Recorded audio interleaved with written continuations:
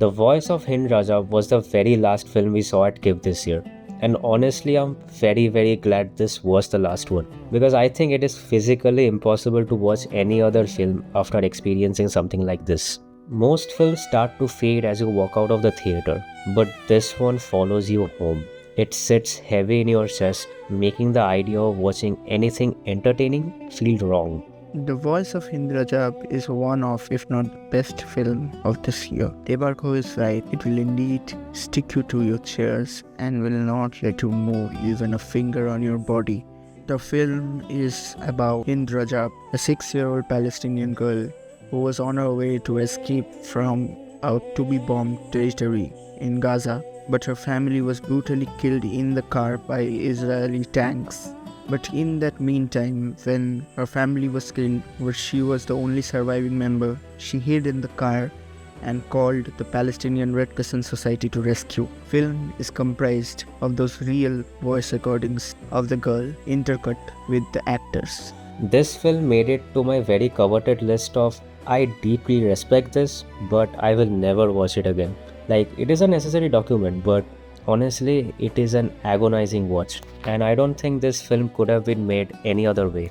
The fact that I knew a lot of things about this film before going was because of the fact that the executive producers of this films were people like Joaquin Phoenix, Brad Pitt, Rooney Mara, Jonathan Glazer, Alfonso Cuarón and more. It already intrigued me into a film about a topic which was all over the news a few months ago. The way this film is structured is devastating. It reminds you in every single moment that you are not really witnessing a script. This is a real event that occurred. You see, many pseudo-documentaries try to achieve this by simply slapping a based on true events card at the start. But this film takes a step further. It literally makes you see, or rather hear, the truth. The audio files used for this is the actual or real life audio files recorded during those calls. There is no real acting here. There is no performance. There is only the raw, unfiltered sound of human life in peril. Film very well deservingly got the Grand Jury Prize at the Venice Film Festival this year and got the longest standing ovation in years.